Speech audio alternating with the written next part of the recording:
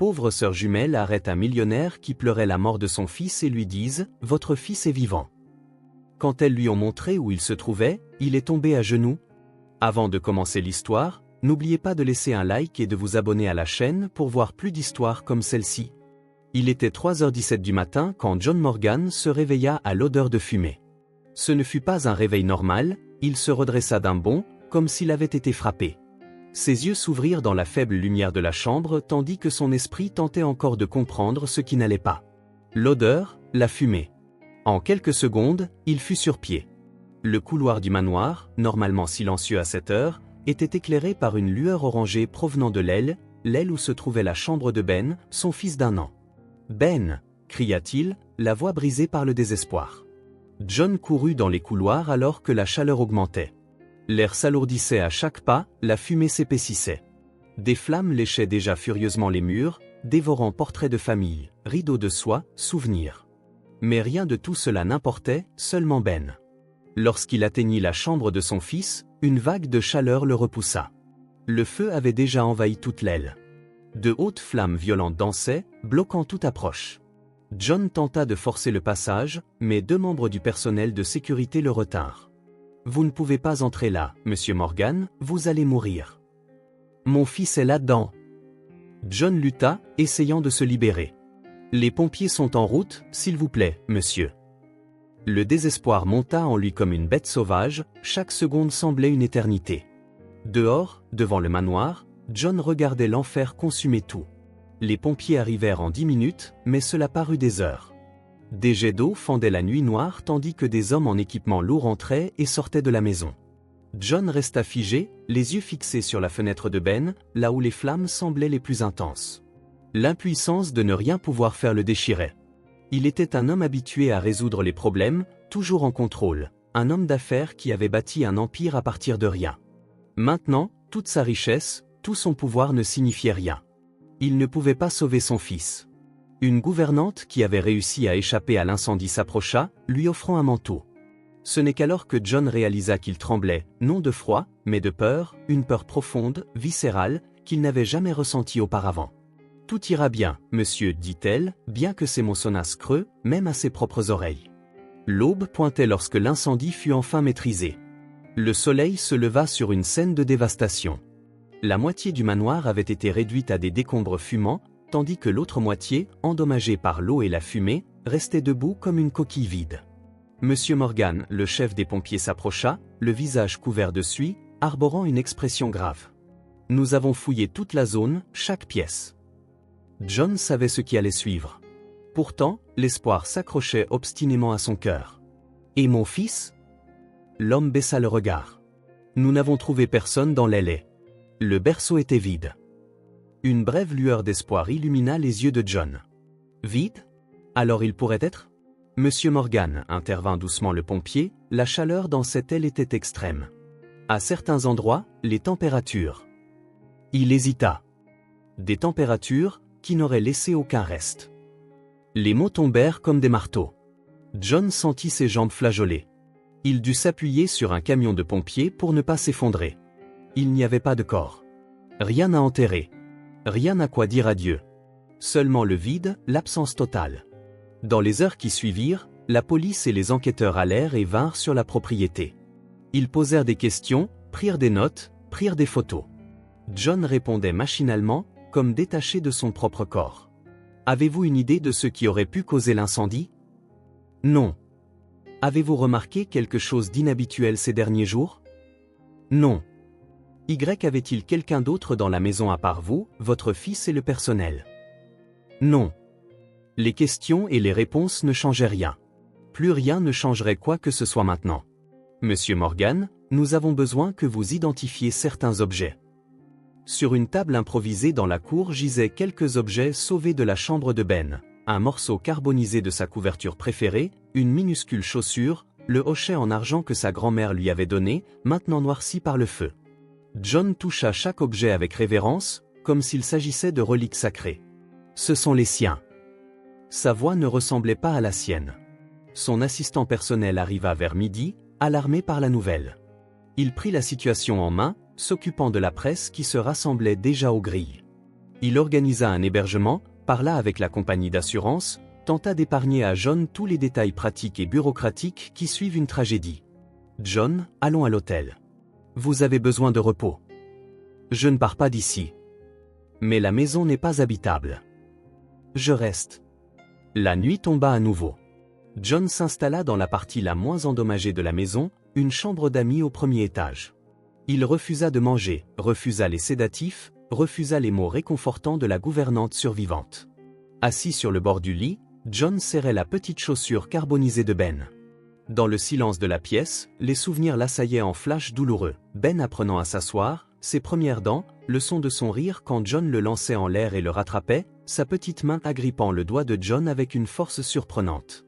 La naissance de Ben avait été un miracle. Après des années d'essais, Emma était enfin tombée enceinte. « Notre petit miracle », disait-elle. Mais Emma n'avait pas survécu à l'accouchement. John était devenu père et veuf le même jour. À l'époque, le chagrin d'avoir perdu Emma l'avait presque détruit. Ben avait été son salut.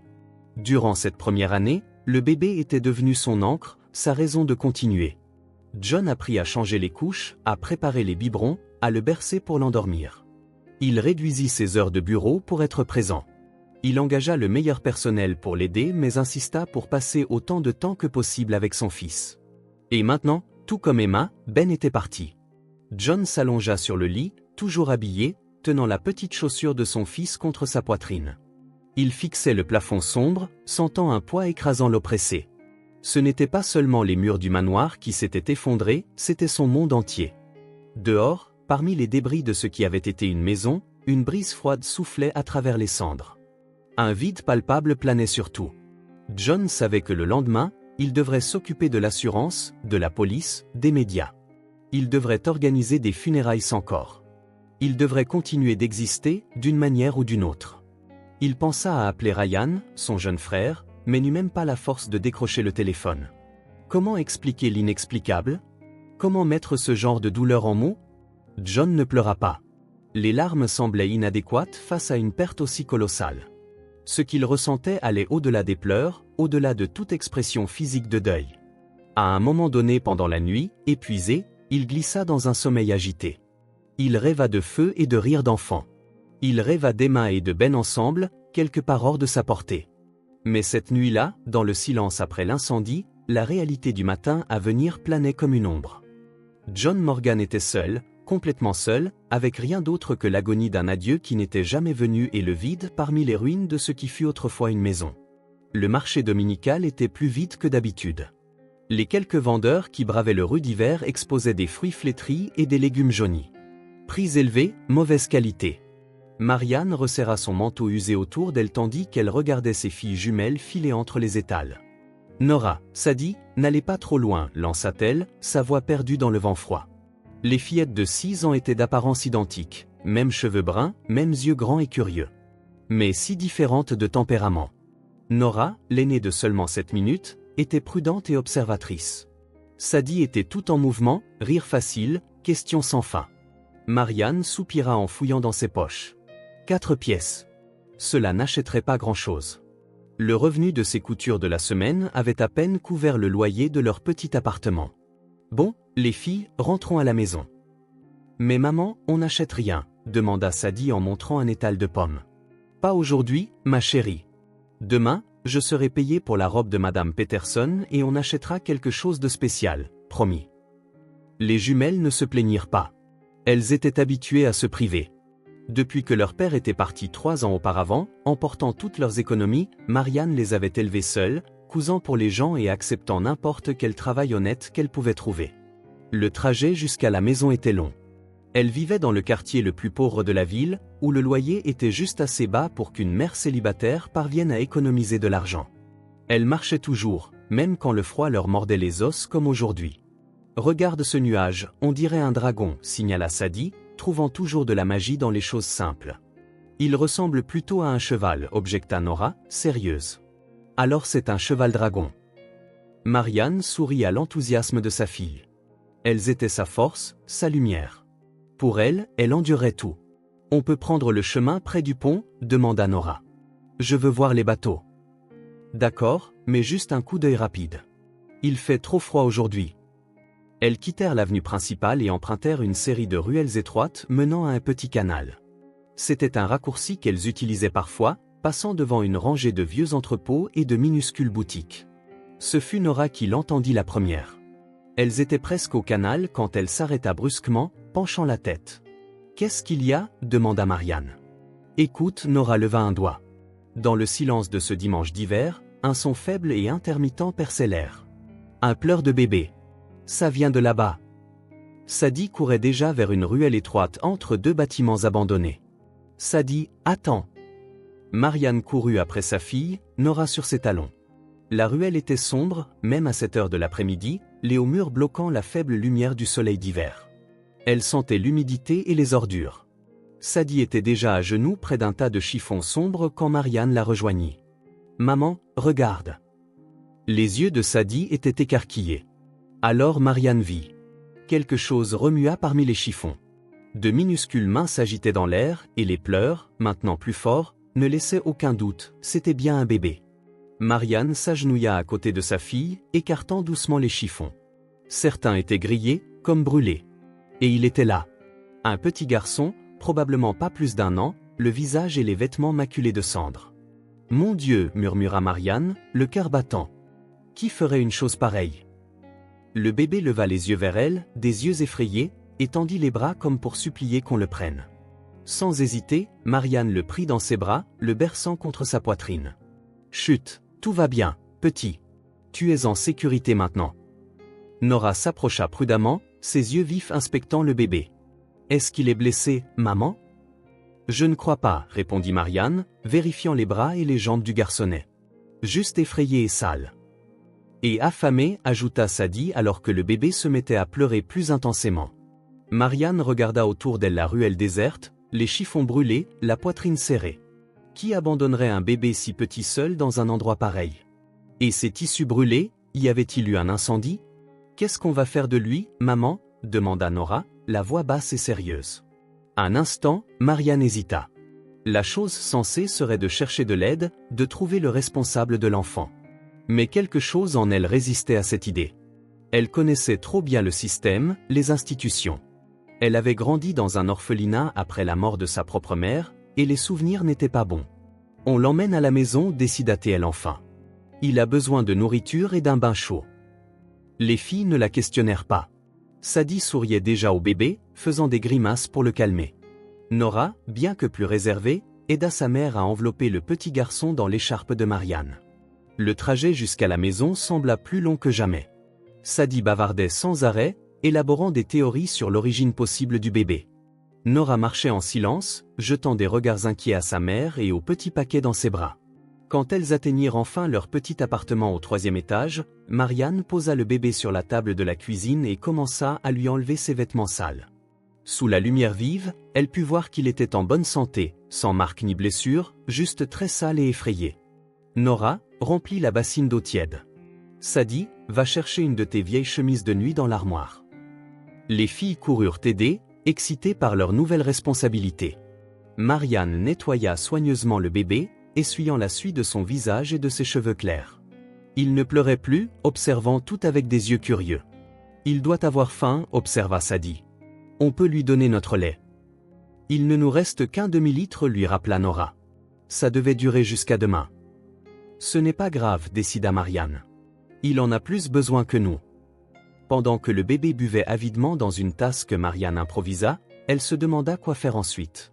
La vie était déjà assez difficile avec 2 filles à élever seules. Comment pourrait-elle gérer un autre enfant, surtout si jeune, nécessitant des soins constants? La nuit tomba dehors, avec elle, une chute brutale de température. Le vent hurlait dans les interstices de la fenêtre mal isolée. Le bébé, maintenant propre et nourri, commença à bâiller dans les bras de Marianne. « Où va-t-il dormir, maman » demanda Sadie. « On peut lui faire un petit lit avec nos couvertures » suggéra Nora. « Pourquoi ne peut-il pas rester avec nous » demanda Sadie, pleine d'espoir. « Il n'a personne d'autre. » Marianne regarda ses filles préparer un coin douillet avec des oreillers et des couvertures. Elle pensa aux difficultés auxquelles elle faisait déjà face. Le loyer toujours en retard, les repas de plus en plus rares, les vêtements rapiécés tant de fois qu'on voyait à peine le tissu d'origine. Et si, commença Nora avec hésitation, et s'il restait jusqu'à ce qu'on découvre d'où il vient? Le bébé s'était endormi dans les bras de Marianne, respirant maintenant régulièrement. Son visage débarrassé de la suie montrait des joues roses et de longs cils. Si petit, si vulnérable. Marianne pensa à sa propre enfance à l'orphelinat, la solitude, le manque d'affection, le sentiment constant de ne pas être à sa place. Elle ne souhaiterait cela à aucun enfant. Il restera avec nous, dit-elle enfin. Au moins pour l'instant. Les jumelles sourirent, se retournant déjà pour finaliser le petit coin sommeil du bébé. Marianne les regarda, ressentant un mélange de peur et de détermination.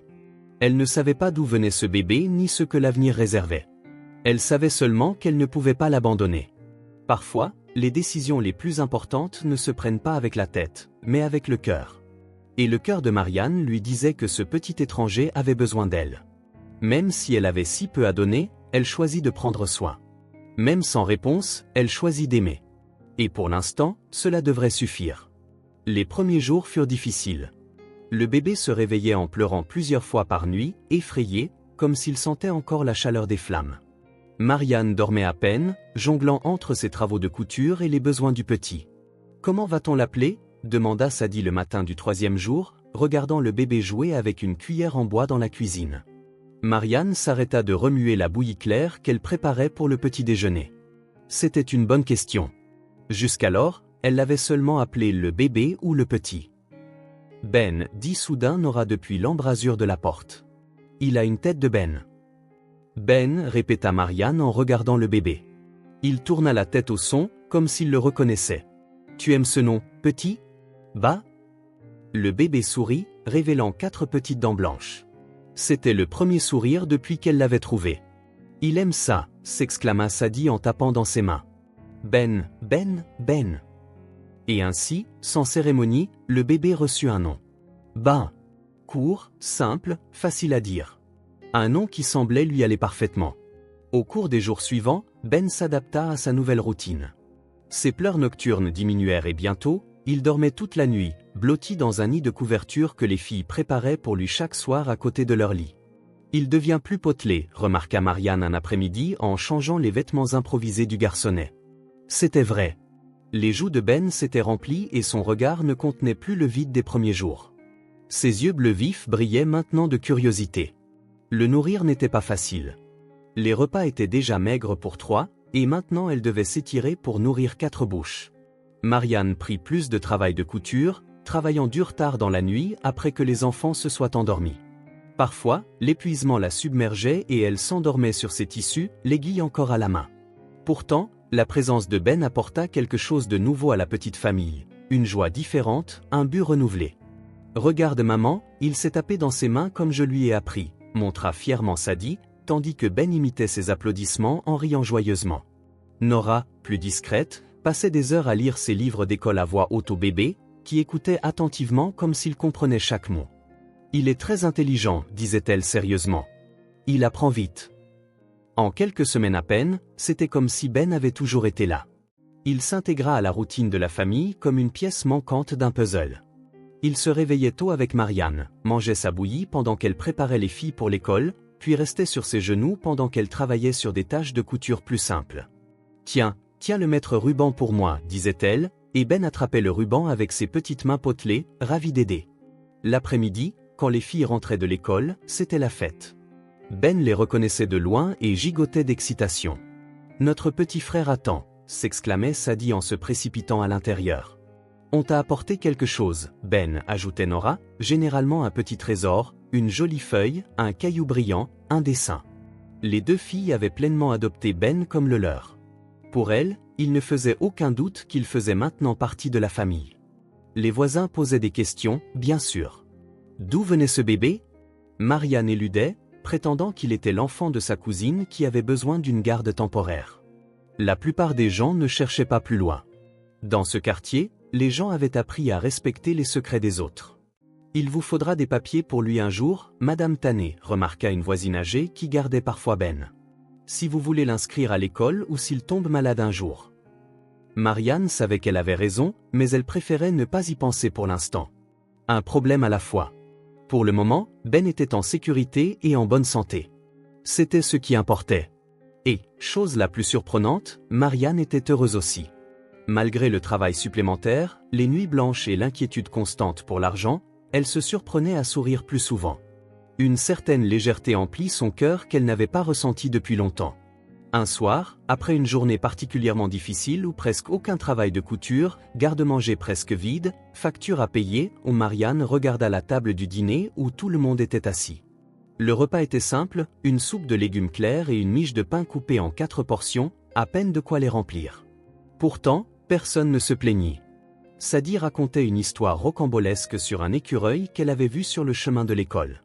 Nora corrigeait ces détails avec son sérieux caractéristique. Il n'était pas vert, Sadie, il était marron avec une marque amusante. Et Ben, sur les genoux de Marianne, frappait une cuillère sur la table en riant des grimaces de Sadie. L'appartement était petit et froid, les meubles étaient vieux et rafistolés, le dîner était trop simple. Mais il y avait tant d'amour à cet instant, tant de chaleur, tant de vie. Ben tourna son visage vers celui de Marianne, ses yeux bleus la reconnaissant maintenant pleinement. Maman, babilla-t-il pour la première fois. Ce n'était pas tout à fait un mot, plutôt un son, mais le sens y était. Une vague de chaleur remplit la poitrine de Marianne.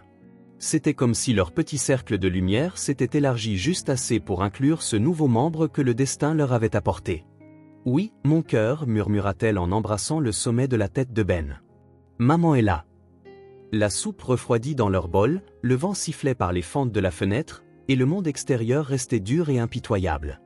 Mais à cette simple table, un petit miracle se produisait, un miracle de réconfort et de guérison. Ben, arrivé à leur porte effrayée et fragile, s'épanouissait sous la chaleur de leur simple amour. Et sans s'en rendre compte, pendant qu'elles prenaient soin de lui, elles aussi guérissaient. Sadie éclata de rire à quelque chose que Nora dit, et bientôt elles riaient toutes. Ben, ne comprenant même pas la blague, riait aussi, simplement heureux d'être là, à cet instant, avec les personnes qui, en si peu de temps, étaient devenues son monde entier. Marianne regarda la scène, gravant la scène dans sa mémoire. Dans la simplicité de cet instant résidait tout ce qui importait. Elles n'avaient pas grand-chose, mais elles avaient assez. Elles n'avaient pas de réponse pour l'avenir, mais elles avaient le présent. Et pour l'instant, c'était tout. Près d'un mois s'était écoulé depuis que Ben était entré dans leur vie. L'hiver commençait à perdre son emprise. Certains matins apportaient un soleil timide perçant à travers les nuages, pas assez pour les réchauffer vraiment, mais promettant des jours meilleurs. La petite famille avait trouvé un nouveau rythme. Marianne cousait pendant que Ben jouait par terre près d'elle, s'assoupissant souvent parmi les bobines colorées et les chutes de tissu doux qu'elle disposait pour lui. Ben n'était plus le bébé effrayé qu'elles avaient trouvé dans cette ruelle. Ses joues étaient maintenant roses et pleines, ses yeux bleus vifs étaient vifs de curiosité et son petit corps devenait plus fort chaque jour. Il pouvait se tenir debout quelques secondes en s'accrochant aux meubles et rampait à une vitesse surprenante dans l'appartement. Il marchera avant ses 18 mois, je parie, remarqua Nora un soir, regardant Ben s'aventurer de la table au canapé. C'est parce qu'il a 2 professeurs, répondit Marianne en souriant à ses filles. Vous êtes très patiente avec lui. C'était vrai. Les jumelles adoraient leur nouveau rôle de grande sœur. Sadie inventait des jeux et des chansons qui faisaient éclater de rire Ben, tandis que Nora, plus méthodique, créait de petits exercices pour encourager son développement, inspirés par ce qu'elle apprenait à l'école. Ce jeudi matin commença comme beaucoup d'autres. Marianne se réveilla avant l'aube pour terminer une robe qu'elle devait livrer cet après-midi. C'était une commande importante pour la femme d'un des directeurs de Morgan Industries, et cela paierait assez pour les maintenir quelque peu à l'aise pendant les 2 prochaines semaines. Le soleil était déjà levé quand elle cousit le dernier point. Elle admira son travail un instant, puis plia soigneusement la robe et la plaça dans une boîte doublée de papier de soie bleue. Fini, annonça-t-elle en étirant ses bras pour soulager la tension. Elle jeta un coup d'œil à l'horloge murale. Les filles, vous pouvez encore arriver à l'école si vous vous dépêchez. Sadie et Nora, qui jouaient avec Ben dans le minuscule salon, se précipitèrent pour se préparer. En 15 minutes, elles étaient prêtes, portant leur sac à dos usé mais propre. Le petit déjeuner fut le même maigre porridge d'avoine que d'habitude. Le garde-manger était presque vide, avec juste une poignée de farine et quelques légumes flétris. Marianne servit des portions généreuses aux filles et à Ben, ne laissant que quelques cuillerées pour elle-même. « Je serai payée pour la robe aujourd'hui » dit-elle, remarquant le regard inquiet de Nora. Nora réalisait toujours quand Marianne sacrifiait sa part. « Ensuite, nous irons faire les courses. Nous aurons un dîner spécial ce soir. » Les yeux des filles s'illuminèrent à cette promesse. Les dîners spéciaux étaient rares, généralement réservés aux anniversaires ou à Noël. On pourra avoir du pain frais, demanda Sadie, pleine d'espoir. Marianne compta mentalement son argent. Le paiement pour la robe serait correct, mais il y avait le loyer en retard, la facture d'électricité, le médicament pour la toute benne la semaine précédente. On verra, répondit-elle, ne voulant pas promettre ce qu'elle ne pourrait peut-être pas tenir. On peut l'acheter après l'école, insista Sadie. La boulangerie de Madame Klein est sur le chemin. S'il te plaît. Il y avait un tel enthousiasme pur dans le visage de Sadie que Marianne ne put refuser. D'accord, céda-t-elle, prenant quelques pièces de sa petite boîte d'économie. Tenez, achetez un petit pain en rentrant. Mais rentrez directement après, compris? Oui maman, répondirent-elles à l'unisson, empochant soigneusement les pièces. Marianne les aida à s'emmitoufler, bien que le soleil soit sorti, l'air était encore froid, et les accompagna à la porte. Directement à l'école et retour, avec un arrêt rapide à la boulangerie, répéta-t-elle en ajustant l'écharpe de Nora qui se défaisait toujours. Promis, je la surveillerai, dit Nora, sérieuse comme une adulte miniature. Et, protesta Sadie, mais sourit quand même. Marianne regarda ses filles descendre les escaliers, leurs pas résonnant dans le vieil immeuble. Quand elle rentra, Ben attendait sur le tapis usé, jouant avec une petite voiture en bois qu'un voisin lui avait donnée. « Juste toi et moi maintenant, petit, dit-elle en le prenant dans ses bras. On finit de préparer cette robe pour la livraison ?» La journée se déroula sans encombre. Marianne enveloppa la robe dans du papier de soie, la plaça dans la boîte et la noua avec un ruban de satin qu'elle gardait pour une occasion spéciale. Ben fit ses siestes du matin et de l'après-midi, se réveillant d'humeur joyeuse, prêt pour d'autres mini-aventures dans l'appartement. À 2 heures de l'après-midi, Marianne laissa Ben avec Madame Tanet, la voisine âgée du dessous qui l'aidait souvent. Puis elle partit livrer la robe. La maison de la cliente se trouvait de l'autre côté de la ville, dans un quartier chic. Marianne prit 2 bus pour s'y rendre, serrant la boîte comme un trésor. Le contraste entre les quartiers la frappait toujours. Comment des réalités si différentes pouvaient-elles exister dans la même ville? La cliente fut ravie de la robe, l'essayant immédiatement et admirant la coupe parfaite. « Vous avez un don, Marianne, la loua-t-elle en tournoyant devant le miroir. Je vous recommanderai à mes amis. » En plus du paiement convenu, la femme donna à Marianne un pourboire généreux. Se sentant plus légère qu'elle ne l'avait été depuis des semaines, Marianne acheta des provisions sur le chemin du retour, viande, pommes de terre, carottes, oignons pour un ragoût. Elle acheta également de la farine, des œufs, un peu de beurre, des articles qu'elle n'avait pas apportés dans sa cuisine depuis longtemps. Il était presque 16h30 quand elle arriva chez elle. Elle remercia Madame Tanet, qui refusa à nouveau tout paiement, insistant sur le fait que la compagnie de Ben était une récompense suffisante. « C'est un ange, dit la femme en tapotant une dernière fois la tête du bébé. Si différent de la plupart des enfants. Il y a quelque chose de spécial en lui. » Marianne acquiesça silencieusement. Ben était en effet spécial, et elle remercia silencieusement le destin de le lui avoir amené. Elle commença à préparer le ragoût, coupant les légumes pendant que Ben jouait à ses côtés. De temps en temps, elle jetait un coup d'œil à l'horloge. Les filles auraient dû être rentrées maintenant. 17h, aucun signe d'elle. 17h15, le ragoût mijotait sur la cuisinière, emplissant la cuisine d'un arôme délicieux. 17h30, Marianne commença à s'inquiéter sérieusement. Sadie et Nora ne rentraient jamais aussi tard. Elle regarda par la fenêtre, remarquant qu'il commençait à pleuvoir. Puis elle entendit des pas précipités dans l'escalier. La porte s'ouvrit et les jumelles entrèrent, trempées par la pluie, leurs expressions différentes de tout ce que Marianne avait jamais vu, choc et confusion mêlés. « Que s'est-il passé » demanda-t-elle, alarmée. « Vous allez bien? Où est le pain ?» Les filles échangèrent un regard qui en disait long. Quelque chose n'allait vraiment pas. « Maman, commença Nora, la voix plus grave que d'habitude, il faut qu'on te parle. » Marianne sentit son estomac se nouer. Elle n'entendait cette phrase que lorsque quelque chose de grave se produisait. « Qu'est-ce que c'est » tenta-t-elle de garder sa voix calme, bien que son cœur battît la chamade. « On est allé à la boulangerie de Madame Klein, comme tu l'as dit, expliqua Sadie, les mots se bousculant. Il y avait beaucoup de monde. Tout le monde regardait la télévision dans la vitrine. « Madame Klein a une nouvelle télévision, ajouta Nora. Il passait les informations. »« À propos de quoi ?» demanda Marianne, bien qu'une partie d'elle soupçonna déjà la réponse. « L'incendie du manoir Morgan, dit Nora, regardant maintenant Ben qui avait rampé jusqu'à Marianne et s'accrochait à sa jupe. Tu te souviens, on en a parlé à l'école? C'est arrivé il y a presque un mois. Bien sûr, se souvint Marianne. L'incendie du manoir de la famille la plus riche de la ville avait été le sujet de conversation de tous pendant des jours. Mais qu'est-ce que cela avait à voir avec elle? Les informations parlaient du fils de Monsieur Morgan, murmura Sadie, la voix tremblante. Le bébé qui avait disparu dans l'incendie. Un frisson parcourut Marianne. Inconsciemment, elle prit Ben dans ses bras, comme pour le protéger. Ils ont montré une photo, dit Nora, regardant maintenant directement Marianne. Maman, c'était Ben. Notre Ben. Le monde sembla s'arrêter. Marianne fixa le bébé dans ses bras, ses cheveux clairs, ses yeux bleus intenses, les traits délicats qui, maintenant qu'elle y pensait, avaient toujours semblé quelque peu familiers.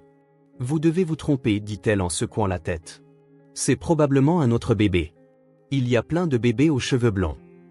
Maman, l'interrompit Nora, le regard fixe, c'était lui. Ils ont dit le nom, Benjamin Morgan. Ben. Le même âge que notre Ben. Il a disparu la nuit de l'incendie, la nuit même avant que nous le trouvions dans cette ruelle. Et cette ruelle est à moins de 2 kilomètres du manoir, ajouta Sadie. Et les chiffons brûlés, continua Nora. La cendre sur son visage quand nous l'avons trouvé. Marianne eut l'impression que le sol se dérobait sous ses pieds. Tout s'emboîtait d'une manière terrible, le tissu roussi, le choc initial du bébé, l'endroit où elle l'avait découvert. Il y a plus, dit Nora en sortant un journal plié de la poche de sa veste. On a eu ça au kiosque à côté de la boulangerie. D'une main tremblante, Marianne prit le journal. Il date d'il y a 3 semaines. Le titre disait « Tragédie chez la famille Morgan ». Et il y avait la photo. Un manoir en flammes, et dans un médaillon plus petit, un homme en costume tenant un bébé souriant. John Morgan et son fils, Benjamin. Le bébé sur la photo était indéniablement le même enfant qui était maintenant blotti dans ses bras. Il cherche toujours, dit Sadie, la voix étranglée. Monsieur Morgan, à la télé, il a dit qu'il refuse de croire que son fils est mort. Il offre une récompense. Marianne eut l'impression d'avoir reçu un coup de poing. Une récompense. C'est ainsi que les gens le verraient si elle rendait Ben. Qu'elle voulait de l'argent. Ce n'est pas une question d'argent, maman, dit Nora, comme si elle lisait dans ses pensées. C'est juste, ça ne semble pas juste. Monsieur Morgan, à la télé, il avait l'air si triste. Marianne ne pouvait pas parler. Son monde s'écroulait. La joie qu'elle avait ressentie quelques heures plus tôt, l'argent supplémentaire, le dîner spécial, tout cela semblait maintenant dénué de sens. Dis non, dit-elle enfin, la voix lointaine, comme celle de quelqu'un d'autre. Ensuite on décidera quoi faire. Le repas se déroula dans un silence lourd. Le ragoût, qui aurait dû être une raison de célébrer, fut à peine touché. Ben mangea joyeusement, ignorant le drame qui se déroulait autour de lui. De temps en temps, il offrait des morceaux de pommes de terre à Marianne ou aux jumelles, ricanant quand elles acceptaient. Après le dîner, les filles firent la vaisselle sans qu'on le leur demande. Marianne resta à table, Ben dans ses bras, regardant par la fenêtre sans vraiment voir. « Qu'est-ce qu'on va faire, maman » demanda Sadie, brisant le silence une fois la dernière casserole séchée et rangée. Marianne regarda ses filles. Les yeux de Sadie étaient remplis de larmes. Nora arborait cette expression grave qui semblait si déplacée sur une fillette de 6 ans. « Je ne sais pas, répondit-elle honnêtement.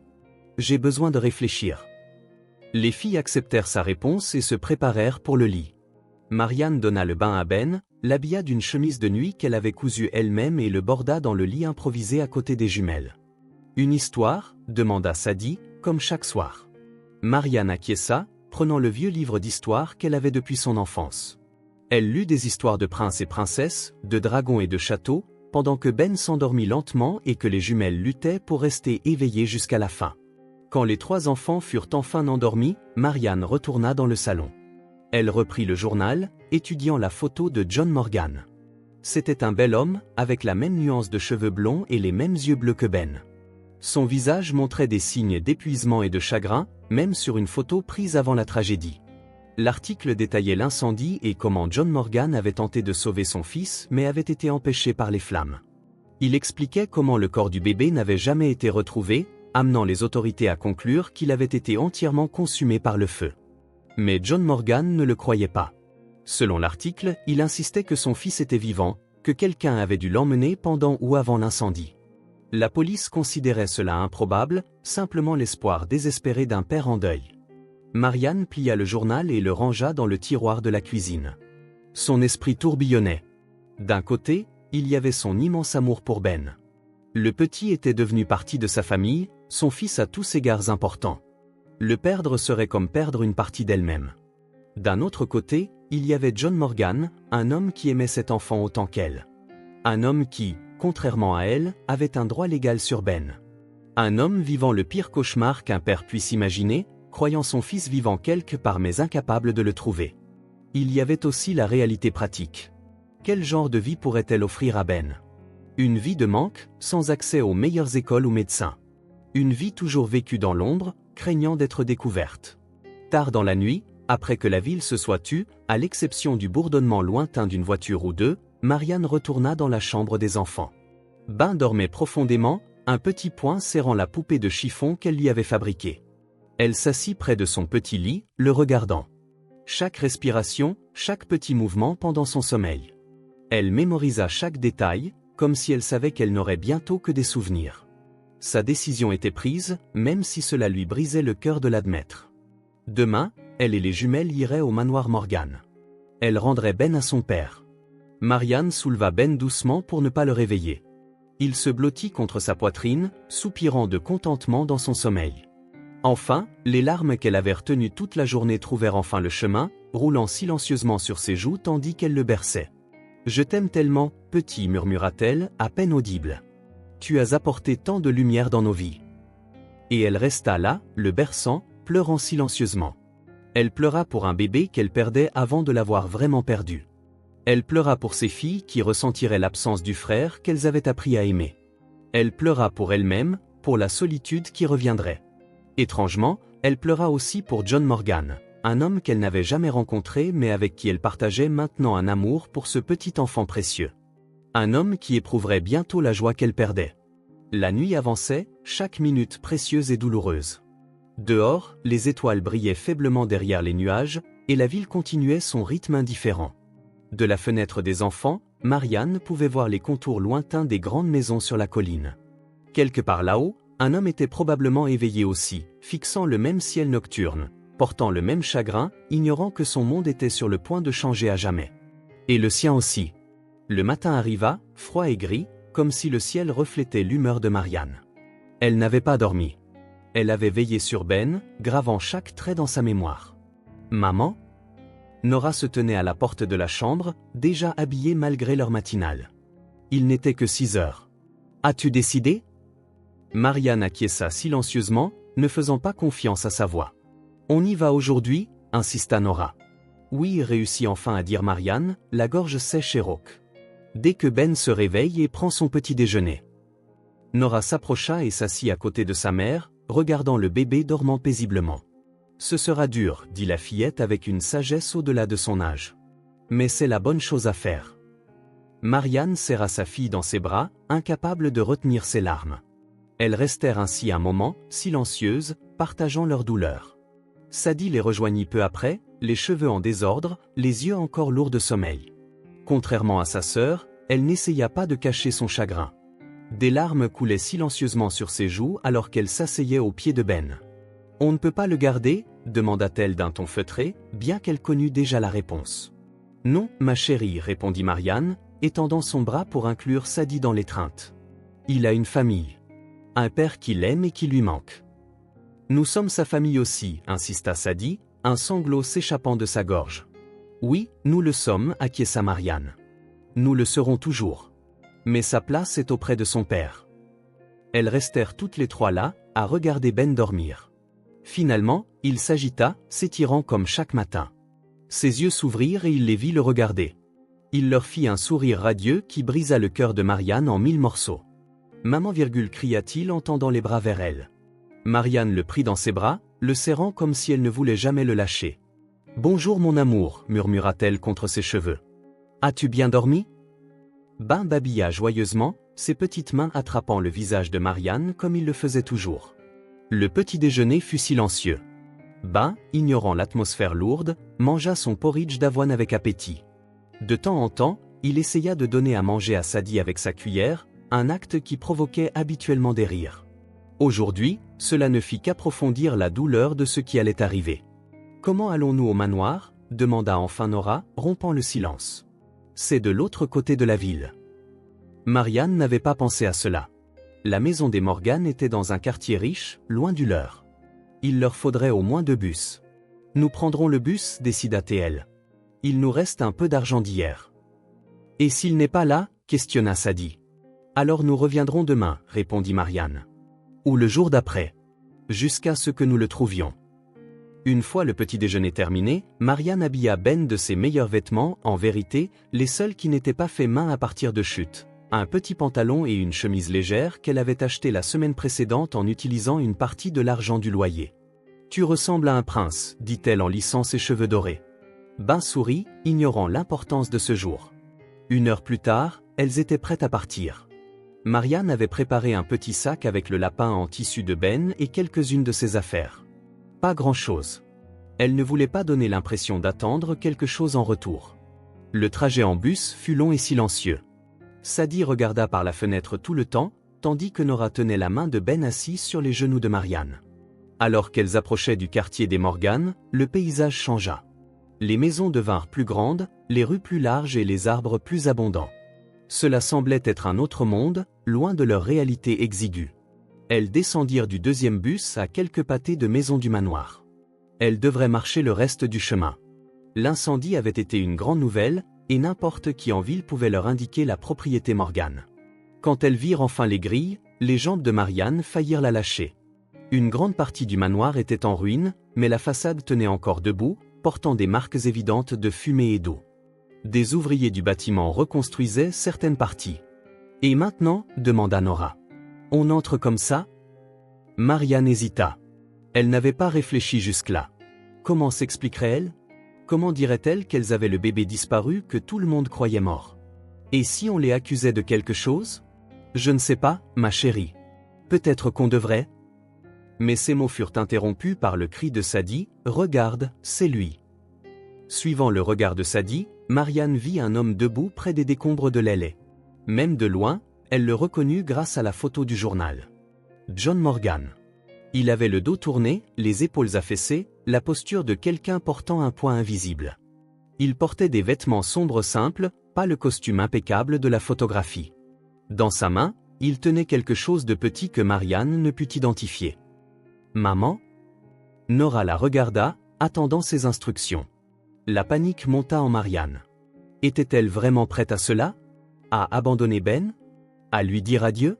Mais avant qu'elle ne puisse décider, Sadie agit avec l'impulsivité typique d'une enfant de 6 ans. Elle lâcha la main de Marianne et courut vers John Morgan. Sadie, appela Marianne, mais sa fille était déjà à mi-chemin. Nora jeta un coup d'œil à sa mère un instant, puis suivit sa sœur. Marianne resta plantée là, Ben dans ses bras, regardant ses filles courir vers l'homme qui allait changer toute leur vie à jamais. John Morgan n'entendit pas l'approche des filles. Il était perdu dans ses pensées, comme si souvent depuis la tragédie. Il tenait dans sa main une petite chaussure carbonisée. Celle de Ben. Le seul souvenir tangible qu'il avait. Ses nuits étaient remplies de cauchemars de feu et de fumée, ses journées d'une recherche vaine. Malgré toutes les preuves et contre l'avis de tous, il refusait de croire que son fils était mort. Il avait offert une récompense, engagé des détectives privés, interrogé tout le personnel, fouillé les ruines d'innombrables fois. Rien. Aucune piste, aucun espoir concret. Seulement ce sentiment inexplicable, cette certitude infondée que Ben était vivant, quelque part. « Monsieur ?» La petite voix le tira de ses pensées. John se retourna, surpris. 2 filles identiques se tenaient devant lui, l'une légèrement en avant, l'autre un pas derrière. Des jumelles, nota T.L. portant de simples uniformes scolaires. Elles avaient des expressions bien trop sérieuses pour des enfants si jeunes. « Oui ?» demanda-t-il, se demandant ce que 2 enfants faisaient ici seuls. La fille devant fit un autre pas, ses grands yeux fixés sur lui. « Votre fils est vivant. » Les mots frappèrent John comme un coup physique. Un instant, il crut l'avoir imaginé, que son désespoir créait des voix. « Quoi ?» réussit-il à dire, la voix faible. « Votre fils, » répéta la fille avec la simplicité candide d'un enfant. « Ben. Il est vivant. Nous l'avons trouvé. » John sentit le monde tournoyer. Ses jambes vacillèrent et il dut s'appuyer contre un mur brisé pour se soutenir. Son cœur battait si violemment qu'il semblait sur le point d'éclater. « Qui êtes-vous » demanda-t-il, les mots sortant en halètement saccadé. Est-ce une sorte de cruelle plaisanterie? La deuxième fille s'avança, son expression plus sérieuse que celle de sa sœur. Ce n'est pas une plaisanterie, dit-elle avec une maturité surprenante. Nous avons trouvé votre fils il y a presque un mois, dans une ruelle près du canal. Il était seul, dans des vêtements brûlés. John regarda d'une fille à l'autre, voulant désespérément croire mais terrifié d'être trompé. Ce ne serait pas la première fois que quelqu'un essayait d'exploiter sa douleur. Mais ce n'était que des enfants. Où est-il maintenant? Demanda-t-il, formant à peine les mots. La fille plus solennelle pointa derrière elle. John suivit son geste et vit, à peu de distance, une femme debout avec un bébé blond dans les bras. Le temps s'arrêta. Même de loin, John reconnaîtrait ce petit visage n'importe où. Les mêmes cheveux dorés, les mêmes yeux bleus, la même forme qu'il avait mémorisée dans les moindres détails pendant la première année de vie de son fils. Ben! La chaussure carbonisée glissa de la main de John, oubliée. L'espoir auquel il s'était accroché pendant des semaines, une faible étincelle maintenue en vie par pure obstination, explosa dans sa poitrine comme un feu de forêt. Toute la douleur et le désespoir du dernier mois cédèrent la place à une émotion si intense qu'il pouvait à peine respirer. « Ben » murmura-t-il, et commença à marcher vers la femme, chaque pas plus rapide que le précédent. Les filles suivirent. Marianne vit John Morgan s'approcher et sentit la peur monter en elle. Que penserait-il d'elle? Qu'elle avait enlevé son fils? Qu'elle voulait de l'argent? Elle se sentit exposée, vulnérable, ne sachant que dire ni comment expliquer. Mais quand John s'approcha suffisamment pour voir clairement le visage de Ben, toutes ses inquiétudes s'évanouirent. L'expression sur le visage de cet homme, un mélange d'incrédulité, de joie et de pure angoisse, lui dit tout. Benjamin, appela-t-il, la voix tremblante. Entendant son nom complet, Ben tourna la tête, curieux. Ses yeux rencontrèrent ceux de John, si semblables aux siens. Un instant, il n'y eut que le silence. Puis Ben sourit, un grand sourire que Marianne connaissait si bien, révélant quelques petites dents blanches. Et à la surprise de Marianne, il tendit les bras vers John. « Papa » s'exclama-t-il avec la même clarté qu'il utilisait pour « maman ». C'était plus que John ne pouvait supporter. Ses jambes cédèrent et il tomba à genoux, sanglotant ouvertement, n'essayant plus de cacher ses larmes. Marianne s'approcha, des larmes coulant sur ses propres joues. Prudemment, elle s'agenouilla à son niveau, tenant toujours Ben. « Votre fils » dit-elle dans un quasi-murmure. « Nous l'avons trouvé il y a presque un mois, dans une ruelle non loin d'ici, enveloppé dans du tissu brûlé. » John leva les yeux, ses yeux rougis fixés sur les siens. « Vous avez pris soin de lui pendant tout ce temps ?» Elle acquiesça, n'osant pas parler. « Merci, dit-il, le mot chargé d'une gratitude incommensurable. Merci de me l'avoir ramené. » Doucement, comme s'il craignait que tout cela ne soit qu'un rêve, John tendit les mains vers Ben. Marianne sentit l'enfant s'écarter d'elle, se déplaçant vers son père. C'était ça. Le moment final qu'elle avait redouté. Mais en voyant la joie de Ben et l'émotion profonde sur le visage de John, elle sut que c'était juste.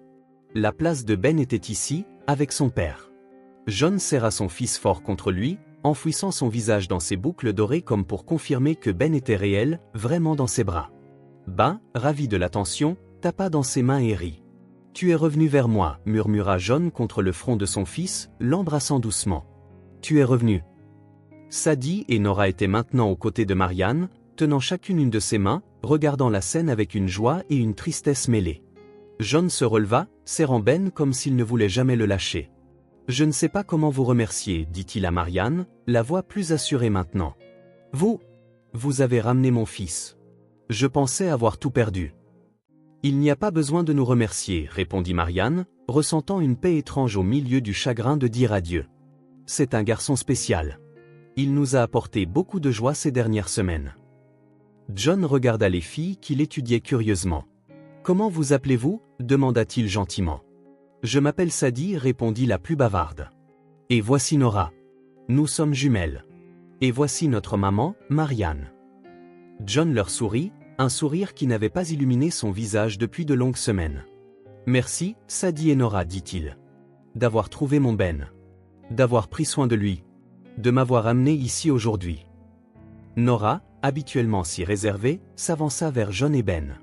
Avec un sérieux qui démentait son âge, elle dit « Prenez bien soin de lui. Il aime les histoires avant de dormir et il a peur du noir. » John acquiesça, tout aussi solennel. « Je m'en souviendrai, promit-il.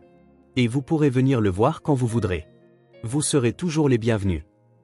Marianne savait que ce n'était que de la gentillesse, qu'elle ne reverrait peut-être jamais Ben après aujourd'hui, mais elle apprécia néanmoins le geste. Nous devrions y aller, réussit-elle à dire, rassemblant toutes ses forces. Le bus? Non, interrompit John. S'il vous plaît. Vous devez avoir faim, et j'ai tant de questions. J'aimerais que vous entriez. Mon chauffeur pourra vous ramener chez vous plus tard. Marianne hésita. Elle ne voulait pas prolonger l'adieu. Pourtant, elle voulait en savoir plus sur l'homme à qui elle confiait le bébé qu'elle aimait comme un fils.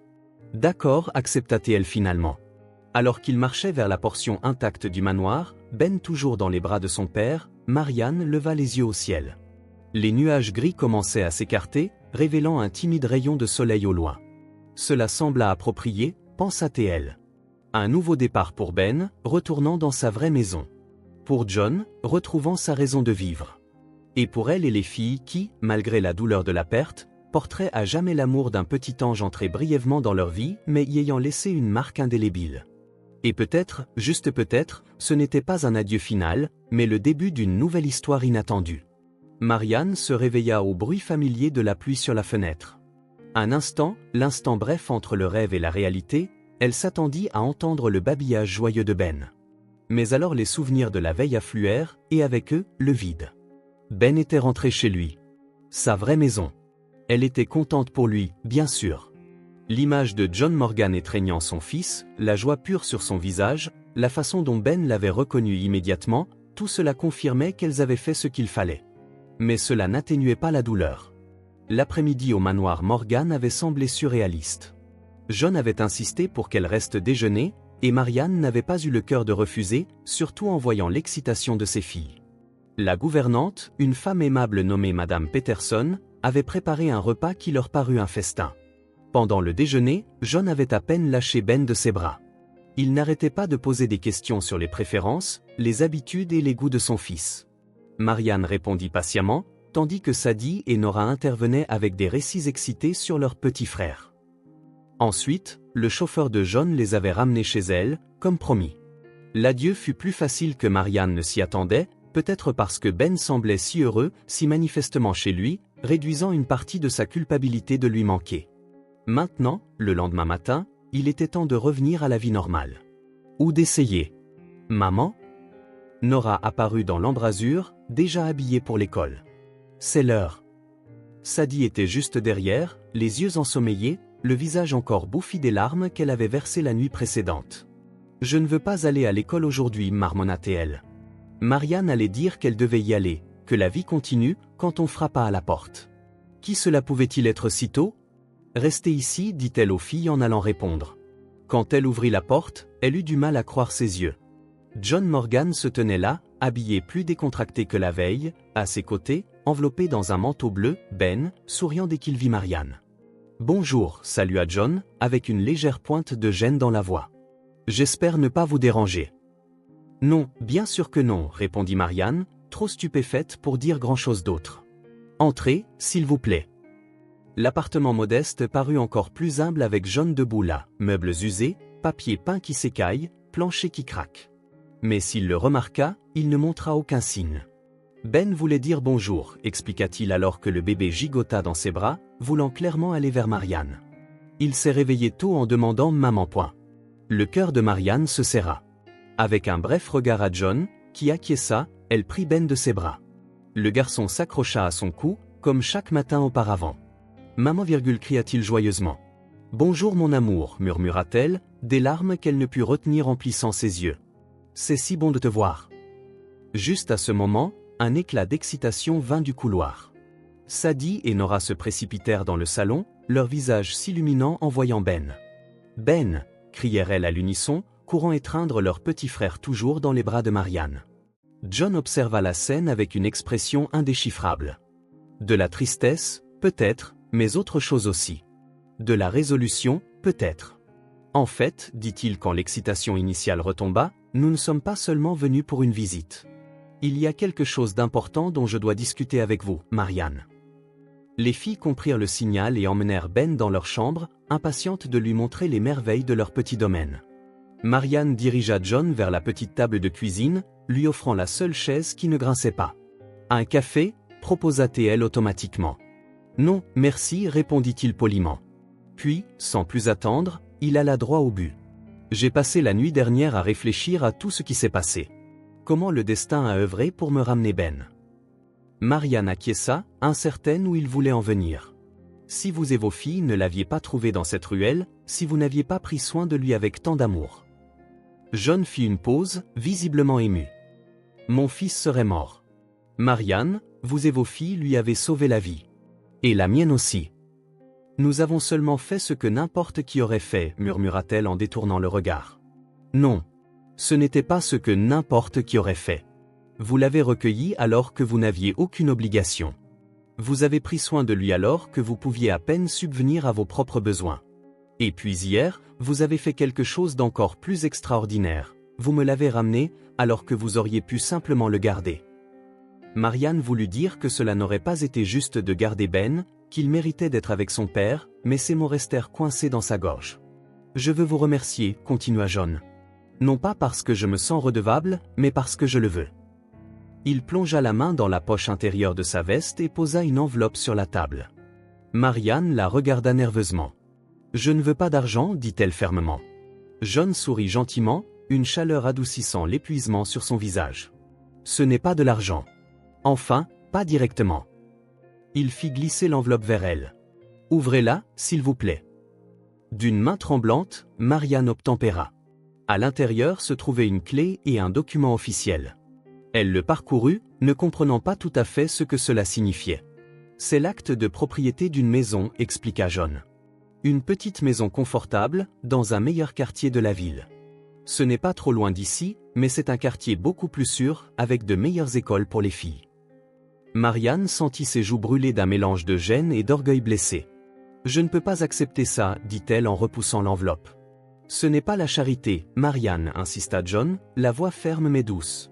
C'est le moins que je puisse faire pour les personnes qui ont sauvé mon fils. Il se pencha sur la table, ses yeux fixés sur les siens. Je comprends votre fierté. Je la respecte. Mais pensez à vos filles. Aux opportunités qu'elles auraient. De meilleures écoles, un endroit plus sûr pour grandir. Marianne jeta un coup d'œil vers la chambre où les rires des filles se mêlaient aux cris de joie de Ben. C'était vrai. Leur école actuelle laissait à désirer, leur quartier était trop dangereux pour deux petites filles. De plus, continua John, comme s'il lisait dans ses pensées, Ben leur manquerait. Et vous aussi. Je ne veux pas que mon fils soit séparé des personnes qu'il aime manifestement et qu'il aime. C'était la partie que Marianne n'avait pas osé exprimer, même à elle-même. La pensée de ne jamais revoir Ben pesait sur elle comme une lourdeur constante. La maison a 3 chambres, expliqua John. Il y a un espace au rez-de-chaussée qui pourrait être transformé en atelier de couture, si vous le souhaitez. Elle n'est qu'à 10 minutes de l'école Westridge, où vos filles pourraient s'inscrire. J'ai déjà payé leurs frais de scolarité pour l'année prochaine. Et si vous me le permettez, j'aimerais vous engager comme couturière exclusive pour mon entreprise. C'était trop à assimiler d'un coup. Une maison à elle. Une éducation de qualité pour les jumelles. Un espace de travail pour elle. Une chance de continuer à voir Ben. Pourquoi faites-vous cela ? demanda-t-elle, la voix à peine plus forte qu'un murmure. John regarda vers la porte de la chambre d'où provenait le bavardage joyeux des enfants. Parce que hier soir, quand je suis rentré à la maison avec Ben, j'ai réalisé qu'il n'arrêtait pas de demander maman et les filles. Il a gagné une famille ce dernier mois, Marianne. Une famille qu'il aimait quand je n'étais pas là. Il fit une pause, choisissant ses mots. Et parce que je sais ce que c'est de perdre quelqu'un qu'on aime. J'ai perdu ma femme quand Ben est né, et j'ai cru perdre mon fils dans l'incendie. Je ne veux pas que vous, ni vos filles, le perdiez complètement. Et je ne veux pas qu'il vous perde. Des larmes montèrent à nouveau aux yeux de Marianne. Il y avait une telle sincérité dans ses paroles, une compréhension si profonde de sa douleur. De plus, ajouta John avec un léger sourire, mon fils a besoin d'une figure maternelle dans sa vie. Et il vous a déjà choisi. Cette simple déclaration fit tomber les dernières défenses de Marianne. Ce n'était pas la charité. C'était un pont entre deux familles, liées par un amour partagé pour un petit enfant. D'accord, dit-elle enfin. Nous acceptons. Mais à une condition. Je veux payer un loyer pour la maison. Un montant juste, que je peux me permettre. John commença à argumenter, mais voyant la détermination dans ses yeux, il acquiesça. Si c'est ce que vous voulez, nous pouvons fixer un montant symbolique. Il tendit la main et elle la serra, scellant l'accord. C'était étrange comme soudainement l'avenir, qui avait semblé si sombre quelques heures auparavant, s'ouvrait à de nouvelles possibilités. Quand pouvons-nous emménager ? Demanda-t-elle, une lueur d'espoir naissant dans sa poitrine. Aujourd'hui, si vous voulez. La maison est prête. Je l'ai fait préparer hier soir. La rapidité de tout cela était stupéfiante. John avait pensé à tout. Un petit camion arriva à l'appartement 2 heures plus tard pour transporter les quelques affaires de Marianne. Madame Peterson, la gouvernante du manoir Morgan, apparut avec 2 autres femmes pour aider à emballer. Les jumelles pouvaient à peine contenir leur excitation. La perspective d'une nouvelle maison avec une chambre à elles, une école différente, ressemblait à une grande aventure. Et la possibilité de voir Ben régulièrement transforma leur chagrin en anticipation. John et Ben restèrent jusqu'à ce que tout soit emballé. Sentant l'énergie autour de lui, le bébé applaudit chaque fois qu'une boîte était fermée. « Nous vous retrouverons bientôt à la nouvelle maison, dit John quand le dernier objet fut chargé. Mon chauffeur vous y conduira. » La maison dépassa toutes leurs attentes. Elle se trouvait dans une rue calme bordée d'arbres, entourée de maisons similairement bien entretenues. Elle n'était pas grande ou luxueuse comme le manoir Morgan, mais comparée à leur appartement exigu, elle semblait un palais. Un petit jardin ornait la cour avant, avec une balançoire suspendue à un arbre unique. La façade était d'un jaune doux avec des fenêtres blanches et un toit gris. 3 marches menaient à une porte d'entrée peinte en bleu vif. À l'intérieur, tout était impeccable et agréablement meublé. Pas ostentatoire, mais confortable et chaleureux. Dans ce qui serait l'atelier de couture de Marianne, une machine flambant neuve brillait sur une table de travail solide, entourée d'étagères et de tiroirs pour les fournitures. « C'est parfait », murmura Sadie en courant de pièce en pièce, Nora la suivant, plus silencieuse mais tout aussi émerveillée. « J'espère que ça vous plaît, dit John, observant leur réaction. Si vous voulez changer quoi que ce soit, redécorer. C'est plus que nous n'aurions jamais pu rêver, réussit à dire Marianne, trop émue pour en dire plus. Ben, dans les bras de son père, tendit les bras vers elle. John le lui tendit sans hésitation. « Maman, s'exclama le bébé, content d'être à nouveau dans ses bras. « Il peut rester dîner ?» demanda Sadie en tirant sur la manche de John. « S'il te plaît. » Il sourit, un sourire qui illumina son visage fatigué. « Bien sûr, si votre mère accepte d'avoir 2 invités supplémentaires. » Marianne acquiesça, sans voix. Cette nouvelle réalité semblait encore un rêve. Le dîner fut simple mais joyeux. Marianne utilisa certaines des provisions qu'elle avait apportées et d'autres déjà rangées dans le garde-manger, un autre geste attentionné de John qu'elle choisit de ne pas commenter par fierté. Ben passa de genou en genou, s'imprégnant de l'attention. Les jumelles bavardaient avec excitation de leur projet pour leur nouvelle école, le jardin et la chambre qu'elles partageraient. Alors que la nuit tombait et que Ben commençait à montrer des signes de fatigue, John se leva pour partir. « Il peut revenir demain ?» demanda Nora, toujours directe. « Quand vous voulez, répondit John. Cette maison est autant la sienne que le manoir. Et vous êtes toujours les bienvenus pour lui rendre visite également. » À la porte, avec un Ben endormi dans ses bras, John s'arrêta. « Merci Marianne, pour tout. » Elle acquiesça simplement. Aucun mot n'était nécessaire.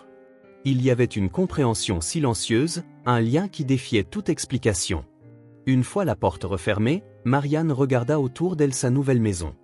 Les jumelles exploraient déjà chaque coin, discutant où placer leurs jouets et quelle couleur peindre leur chambre. C'était un nouveau départ. Pas seulement un toit sur la tête, pas seulement de la meilleure nourriture ou des vêtements, mais la possibilité d'un avenir différent, où ces filles auraient des opportunités qu'elles n'avaient jamais imaginé pouvoir leur donner. Et pour Marianne, c'était aussi une chance de garder Ben dans sa vie, de le voir grandir, même s'il n'était plus vraiment son fils. Cette nuit-là, dans un lit neuf et confortable, Marianne se permit de verser des larmes une dernière fois. Non des larmes de perte, mais de gratitude. Pour le destin qui avait amené Ben dans sa vie, pour le courage de faire ce qui était juste, et pour la générosité d'un homme qui comprenait que la famille va au-delà des liens du sang. Dehors, la pluie tombait toujours, mais à l'intérieur de la maison jaune à la porte bleue, il n'y avait que la chaleur d'un nouveau départ. Une nouvelle vie, de nouveaux souvenirs à créer, et la certitude que demain n'était plus à craindre. 2 mois s'étaient écoulés depuis les retrouvailles. La vie s'était installée dans un rythme nouveau, différent, mais bon. John visitait la maison jaune presque tous les jours avec Ben, et le week-end, Marianne et les filles allaient au manoir, qui était progressivement reconstruit. Ce jeudi matin, le ciel était exceptionnellement clair. Marianne travaillait dans son atelier, apportant les dernières retouches à une robe pour la nouvelle collection de Morgan Industries. Les commandes affluaient, et elle avait même engagé 2 assistantes pour l'aider. Les jumelles s'étaient adaptées étonnamment vite à leur nouvelle école. Nora excellait en mathématiques et en sciences, tandis que Sadie charmait les professeurs par sa créativité en cours d'art. Sur l'insistance de John, Marianne avait accepté une nourrice à temps partiel pour garder Ben certains après-midi à la maison jaune. Cet arrangement lui permettait de maintenir une routine avec ses sœurs, comme il appelait les jumelles, tout en laissant à John du temps pour réorganiser son entreprise. Tout semblait enfin se mettre en place. La douleur de la perte évitée de justesse cédait la place à une nouvelle structure familiale, inhabituelle mais qui fonctionnait pour eux. Le téléphone sonna en milieu d'après-midi, interrompant les pensées de Marianne. « Allô » répondit-elle, pressant le combiné contre son épaule tout en ajustant des épingles dans le tissu. « Marianne ? C'est John. » Sa voix était tendue, différente de d'habitude. « Je dois annuler la visite d'aujourd'hui. Quelque chose d'important est arrivé. » Marianne posa le tissu, ressentant une inquiétude soudaine. « Ben va bien ? » ?»« Oui, il va bien. Il est avec Madame Peterson. C'est une autre affaire. » Il fit une pause, comme s'il pesait ses mots. « J'ai reçu des informations sur l'incendie. Je les examine maintenant. » « Je vois. » Marianne sentit qu'il ne fallait pas insister. Il manquera aux filles ce soir, mais elles comprendront. « Merci. » Sa gratitude semblait sincère. « Je promets de me rattraper ce week-end. » Après avoir raccroché, Marianne y réfléchit. L'incendie était un sujet rarement mentionné. Pour tout le monde, l'essentiel était que Ben soit en sécurité. Le passé et ses ombres semblaient mieux laissés derrière. Mais maintenant, quelque chose avait fait revenir ces ombres. Dans le grand bureau du manoir, John était assis derrière son bureau, fixant l'épaisse enveloppe devant lui. Le détective privé qu'il avait engagé des semaines auparavant avait enfin livré son rapport complet. Initialement, John voulait seulement comprendre comment Ben avait survécu et s'était retrouvé dans cette ruelle. Mais les conclusions préliminaires suggéraient quelque chose de bien plus sinistre. D'une main légèrement tremblante, il ouvrit l'enveloppe et étala son contenu sur le bureau. Rapports, témoignages, analyses techniques et photos. Des dizaines de photos. La conclusion de l'enquêteur était claire, ce n'était pas un accident. L'incendie avait été déclenché dans au moins 3 zones distinctes de l'aile, utilisant une sorte d'accélérant. Soigneusement planifié pour ressembler à un court-circuit électrique. John sentit son estomac se retourner. Si ce n'était pas un accident, c'était délibéré. Quelqu'un avait essayé de tuer son fils exprès. Mais qui ? Et pourquoi ? Les photos suivantes offraient des réponses possibles. L'enquêteur avait trouvé la caméra de sécurité d'un voisin couvrant partiellement l'entrée latérale du manoir, près de l'aile. Les images capturées moins de 20 minutes avant le début de l'incendie montraient clairement une silhouette se précipitant dehors avec quelque chose dans les bras. John prit l'image agrandie et la tint sous la lampe. La silhouette était partiellement dans l'ombre, mais portait indéniablement un bébé enveloppé dans des couvertures. Son bébé. Quelqu'un avait sorti Ben de sa chambre avant le début de l'incendie. Quelqu'un qui connaissait la maison, y avait accès et savait exactement où était la nurserie. Pour la première fois depuis qu'il avait retrouvé son fils, John sentit la vieille douleur se transformer en quelque chose de plus fort, de plus aigu, l'indignation. Tout le chagrin qu'il avait enduré, le vide, le désespoir, prirent une nouvelle dimension. Ce n'était pas simplement un destin cruel, mais un acte humain délibéré. Quelqu'un qu'il connaissait. Car dans les pages suivantes, l'enquêteur avait comparé la silhouette, la posture et les mouvements de la personne à des images de référence. Certaines caractéristiques étaient indubitables. John se leva brusquement, traversant jusqu'au mur du fond du bureau où étaient accrochés les portraits de sa famille. Son regard se posa sur l'un d'eux en particulier. Lui avec son jeune frère, Ryan, pris le jour où ils avaient inauguré la nouvelle usine, 2 ans auparavant. Ryan, qui avait toujours vécu dans l'ombre de John. Ryan, qui avait repris l'entreprise temporairement après l'incendie, quand John était trop dévasté pour fonctionner. Ryan, qui avait insisté pour qu'il vende les parts de John, prétendant que c'était un nouveau départ. John lança un regard furieux au portrait, confrontant silencieusement l'image du frère souriant à ses côtés. Comment n'avait-il pas vu les signes ?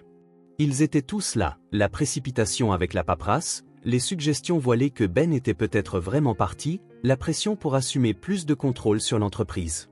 Le téléphone sonna, perçant le silence tendu du bureau. John répondit automatiquement.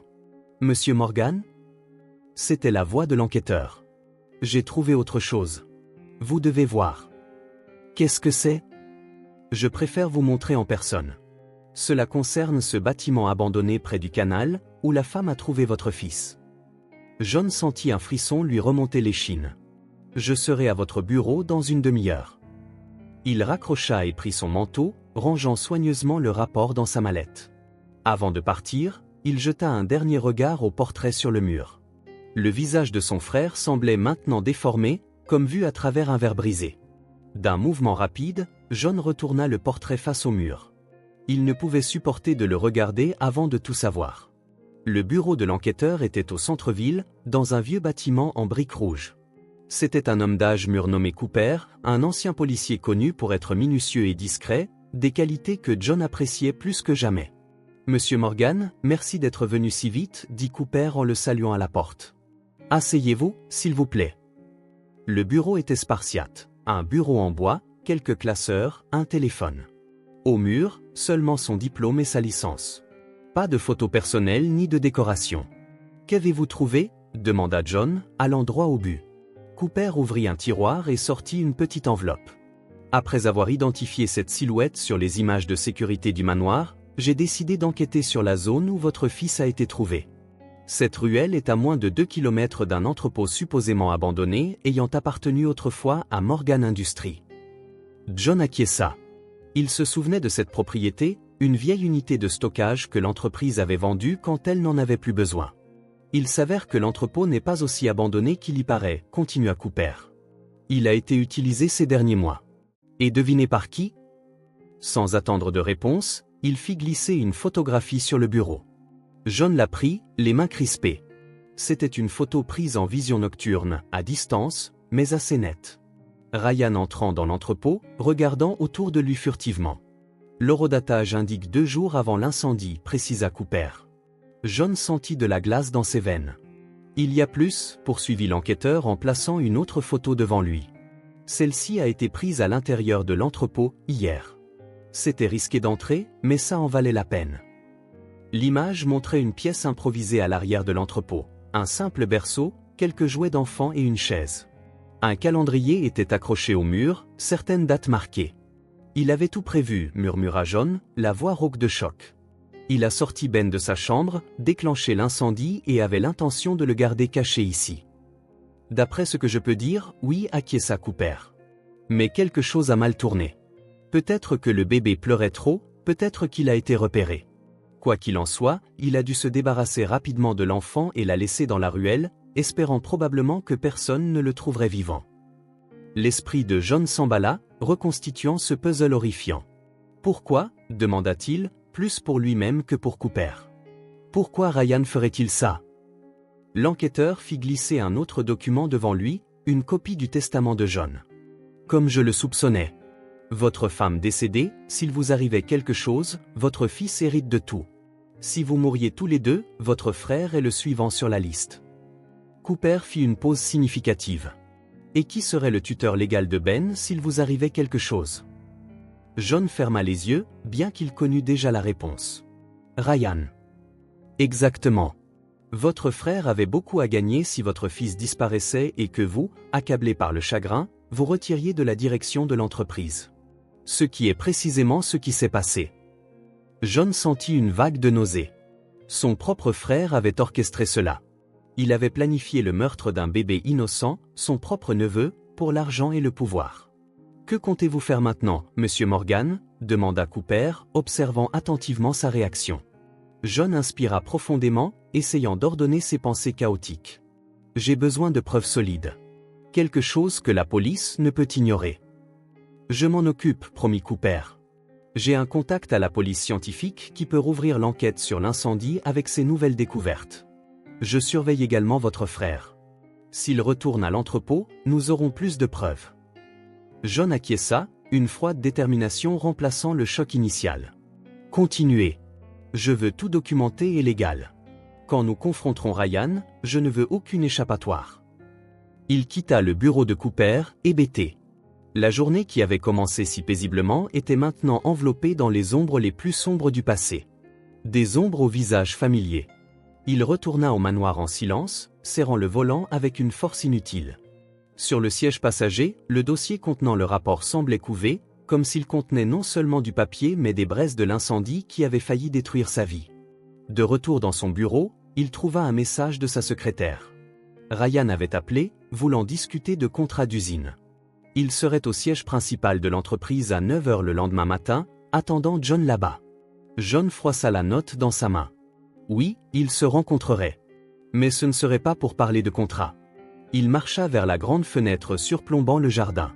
Au loin, il pouvait voir la reconstruction de l'aile, les ouvriers érigeant diligemment de nouveaux murs sur les vieilles cendres. Un instant, il pensa à appeler Marianne, à lui raconter tout ce qu'il avait découvert. Mais il décida de ne pas le faire. Elle et les filles avaient déjà assez souffert. Elles méritaient la paix qu'elles avaient enfin trouvée. C'était une bataille qu'il devait affronter seul. La porte du bureau s'ouvrit doucement et Madame Peterson entra avec Ben dans ses bras. « Il demandait papa, dit gentiment la gouvernante. On dirait que vous avez manqué à quelqu'un. » John prit son fils, sentant la chaleur réconfortante du petit corps de l'enfant contre lui. Ben sourit, attrapant le visage de son père avec ses petites mains comme il le faisait souvent. « Papa » s'exclama-t-il joyeusement. À cet instant, regardant dans les yeux innocents de son fils, John sut avec une clarté absolue ce qu'il devait faire. Il ne s'agissait pas de vengeance. Il s'agissait de protéger Ben et de s'assurer que personne ne le mettrait plus jamais en danger. Demain, il affronterait Ryan. Non avec une colère explosive ou des accusations dramatiques, mais avec la force tranquille de la vérité. Les fragments épars avaient formé une image claire, et elle ne pouvait plus être ignorée. Tenant Ben, qui s'assoupissait dans ses bras, John jeta un dernier regard au portrait tourné vers le mur. Le frère qu'il avait connu, ou cru connaître, n'existait plus. À sa place se trouvait un étranger dont les actions exigeaient des conséquences. Des conséquences graves. Le siège de Morgan Industries occupait un grand bâtiment au centre-ville, 6 étages de verre et d'acier, avec le nom de famille en lettres grasses sur la façade. John arriva ponctuellement à 9 h, son calme extérieur masquant la tempête intérieure. La jeune réceptionniste le reconnut et sourit. « Bonjour Monsieur Morgan. Votre frère est déjà dans la salle de conférence. » John fit un bref signe de tête. Dans sa mallette en cuir ne se trouvaient pas les contrats que Ryan attendait, mais les preuves de Cooper, photos, rapports, analyses médico-légales. Des éléments de vérité qui formaient un tableau accablant.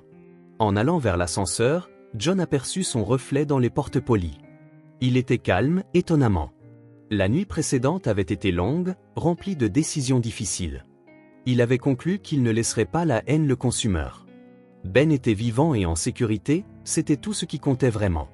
Alors que l'ascenseur montait au 5e étage, il se prépara non pas à une confrontation colérique ponctuée de cris, mais à quelque chose de plus difficile à affronter, la trahison de quelqu'un autrefois considéré comme de la famille, sans sacrifier sa propre dignité.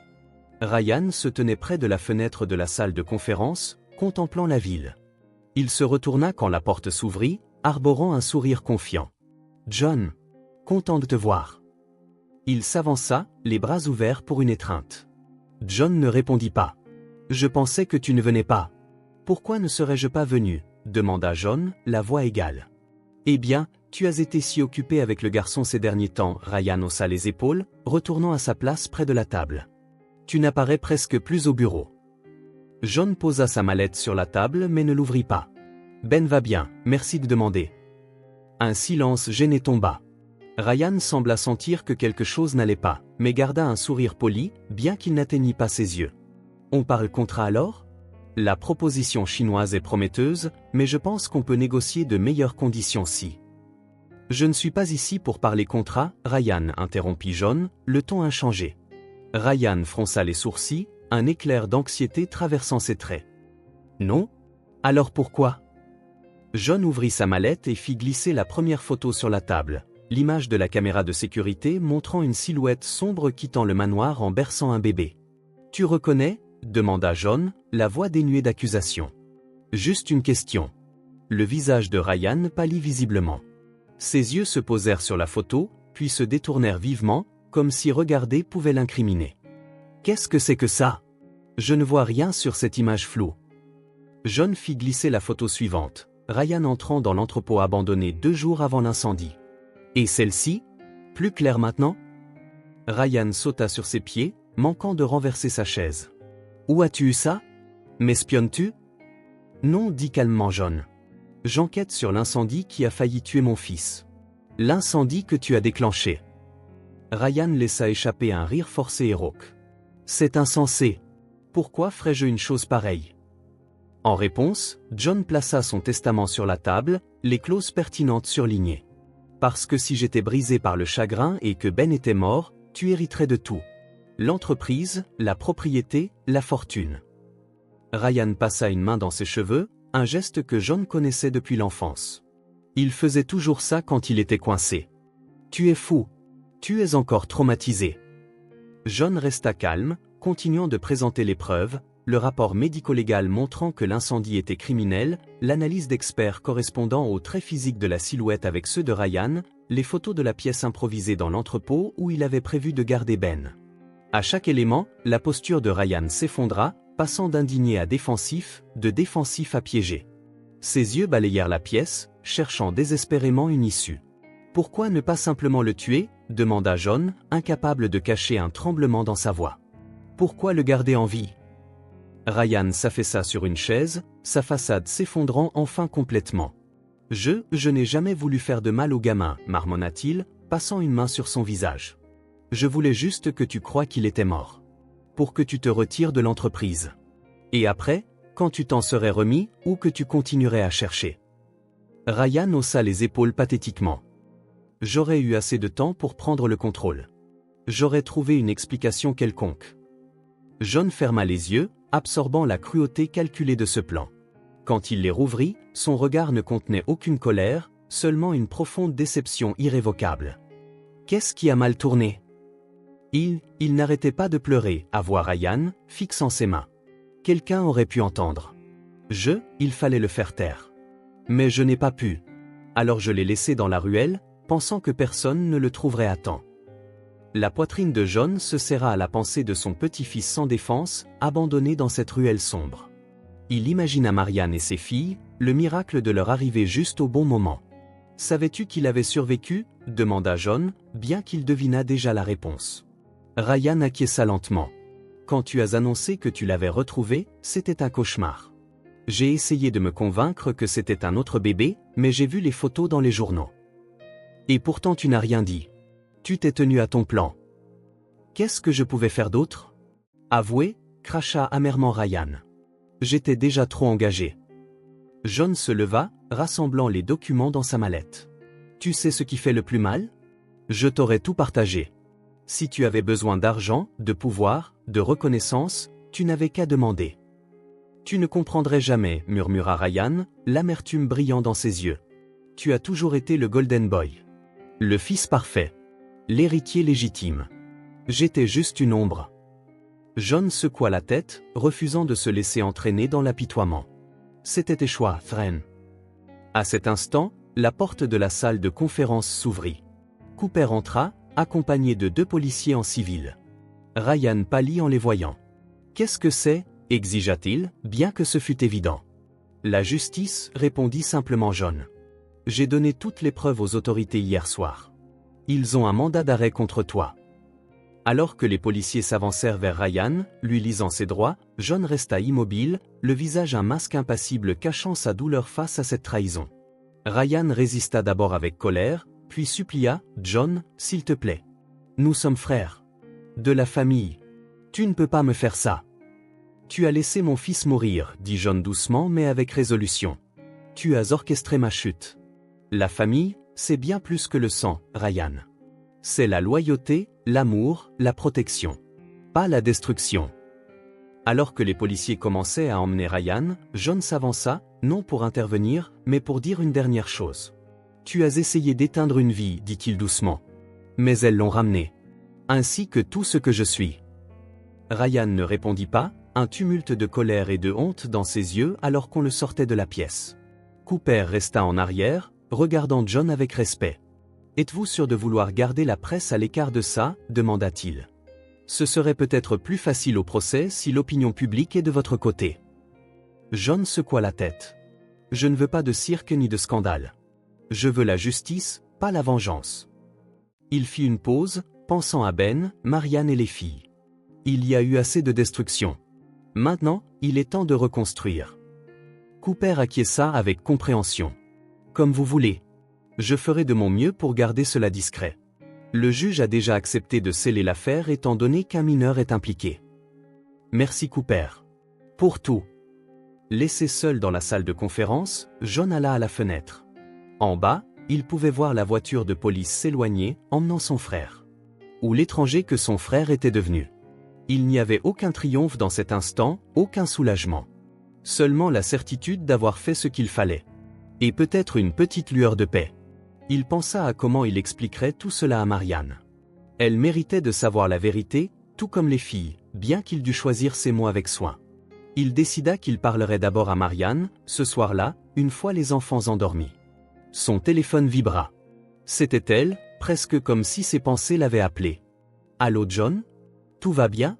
Les filles sont excitées pour la visite de Ben plus tard. » Le son de sa voix le ramena à ce qui comptait vraiment, le présent, l'avenir qu'il construisait. « Tout va bien, dit-il, le pensant pour la première fois. Dis-leur que nous serons là pour le dîner. J'ai des nouvelles à partager. » Des bonnes nouvelles, j'espère ? Il hésita, réfléchissant. Des nouvelles nécessaires, dit-il finalement. Mais oui, au final, c'est bon. Pour nous tous. Il raccrocha et regarda la ville avant de quitter la pièce. Le ciel était clair, sans nuages. Un nouveau jour avec des vérités douloureuses, mais aussi une chance de guérison. La justice avait été rendue, non par des cris ou la violence, mais par le pouvoir tranquille de la vérité. Les jours suivant l'arrestation de Ryan passèrent dans un silence curieux. Comme John le souhaitait, l'affaire resta hors des gros titres. Pour le monde extérieur, Ryan Morgan s'était simplement retiré de l'entreprise familiale pour des raisons personnelles. Le dire à Marianne fut difficile mais nécessaire. Un jeudi soir, après que les filles et Ben se soient endormis, John expliqua tout. Ils étaient assis sur le petit porche de la maison jaune, ces mots tombant comme des pierres lourdes entre eux. Marianne écouta silencieusement, les yeux écarquillés d'incrédulité initiale, puis se remplissant de larmes alors qu'elle comprenait la profondeur de la trahison.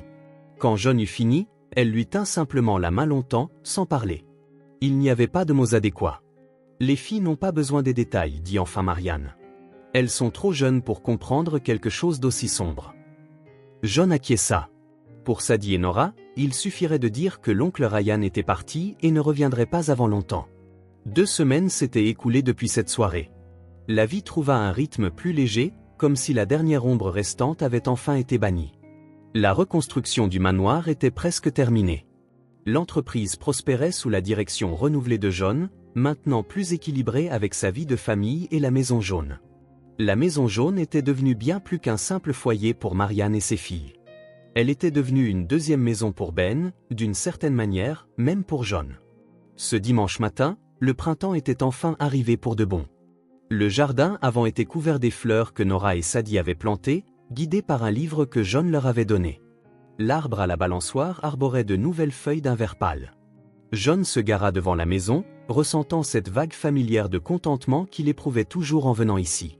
Ben, attaché dans son siège auto, agitait déjà les bras d'excitation.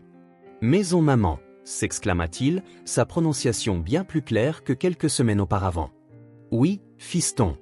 La maison de Marianne. » Au moment où John ouvrit la portière de la voiture, la porte d'entrée de la maison s'ouvrit à la volée et 2 petites tornades se précipitèrent vers lui. « Oncle John !»« Ben !» cria Sadie, toujours la première à l'atteindre, enlaçant ses jambes. « Tu es en retard. » Nora la rejoignit, plus mesurée mais tout aussi ravie.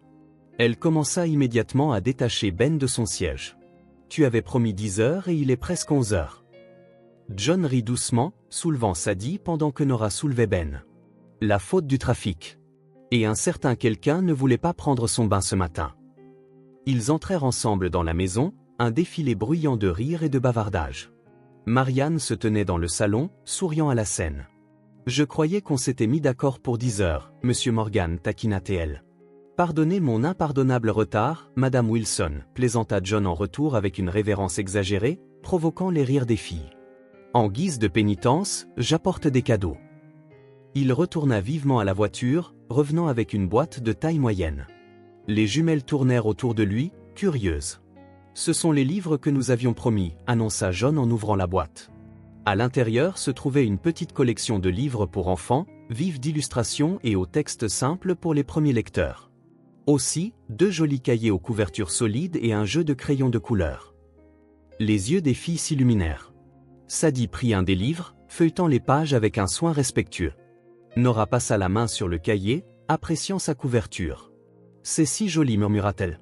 C'est pour pratiquer votre écriture, expliqua John en s'installant sur le canapé pendant que Ben explorait le salon, manifestement à l'aise.